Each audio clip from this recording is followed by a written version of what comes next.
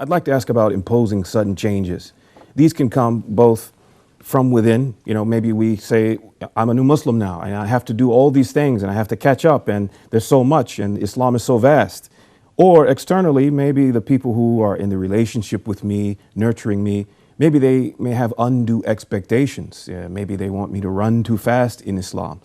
What's the problem with making too many changes too fast? If you cook something and you don't give it its paste, it's going to burn. And it's not going to be good. Things have to take place in order. Allah, the Almighty, created the heavens and the earths in 6 days, where He could have created them in less than a second. But there is a reason, there is a wisdom, and that is when things mature and take place in its proper time, it has strong foundation. And this is why it is not right to flood people with knowledge. So a person comes enthusiastic, would like to learn about Islam, and I give him everything that I've learned in the past 30 years in like 5 minutes. He would not be able to comprehend any of this. Not only that, he may find it an obstacle and a hurdle in front of him to move forward. This is with Islamic knowledge. What about our old habits, as we were talking about earlier? If I was drinking alcohol, if I had many girlfriends, if I had a loose, jovial lifestyle, social life, whatever, and all that needs to change, does it apply to that kind of stuff as well? See, da'wah and teaching is done with wisdom. Hikmah. What is the meaning of hikmah in Islam? Hikmah, or wisdom, is placing the right thing in the right place.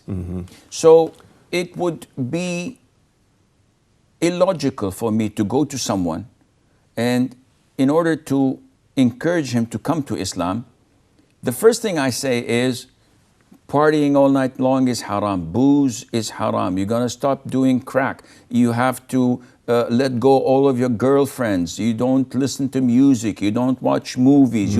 It's all the don'ts in the world in one pot, and he would not take that. But rather, you give the positive things. And this is why the Prophet ﷺ, in some incidents, for example, when a person came to the Prophet ﷺ and said, I want to accept Islam, but 5 daily prayers are too much. So the Prophet allowed him to pray twice. And he was the ruler and the messenger, so he can afford to do this. We can't. Another tribe, the tribe of Thaqif, who accepted Islam but said, with the exception, we will not go for jihad, we will not fight, and we will not give charity. And the Prophet allowed it. And the companions were shocked. How would you allow them to do this? Right. The Prophet said, once they become Muslim and strong in Iman, they will fight for the cause of Allah and they will give in charity. It takes time. So it is not at all wise to just bombard. You are selling. And your pitch, when you're selling or marketing what you believe, is that you have to be wise in pointing out things. So a guy comes to the Prophet ﷺ, and this is quite astonishing. We as du'at and callers to Allah, we have to put this in our mind. A guy comes to the Prophet ﷺ, and he says, tell me about Islam. He says, do you worship Allah and nothing else but Allah? Okay. Then what? He said, to pray 5 times a day. Say anything else? The Prophet did not say 12 rak'ahs voluntary, night prayer, witr, Eid prayers, eclipse prayer, nothing. He just said, no, unless you want to volunteer and do nafil. Tell me about Ramadan. To fast the month of Ramadan, 30 days or 29. Anything else? White days, Mondays and Thursdays, Arafah, Ashur. The Prophet did not say no. Right. This is what the guy, after hearing the pillars of Islam, said, by the one who sent you, I will not add anything to that. The Prophet didn't say, listen, listen, listen. There are There's lots more of to things. it. Yeah, yeah. Mm. Once he left and departed, the Prophet said, whoever wants to look at a man from the residence of Jannah, of paradise, let him look at this man. Now this, compare it to what we do with a new Muslim, a guy who comes, a rapper, who is interested in Islam, and we know how rappers live. He said, oh, first of all, your body is filled with tattoos. Oh, this is, no, not, sorry, not good.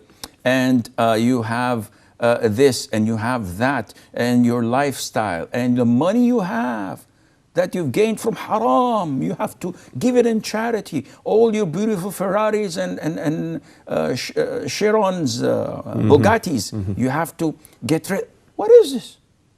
This is not Islam. Da'is, du'at should look at the bigger picture. Even if someone curses when I'm giving da'wah, and he curses or says, Jesus, what the hell is this? Yeah. Move on. Yeah. There's a bigger pie. There's a bigger fish to fry.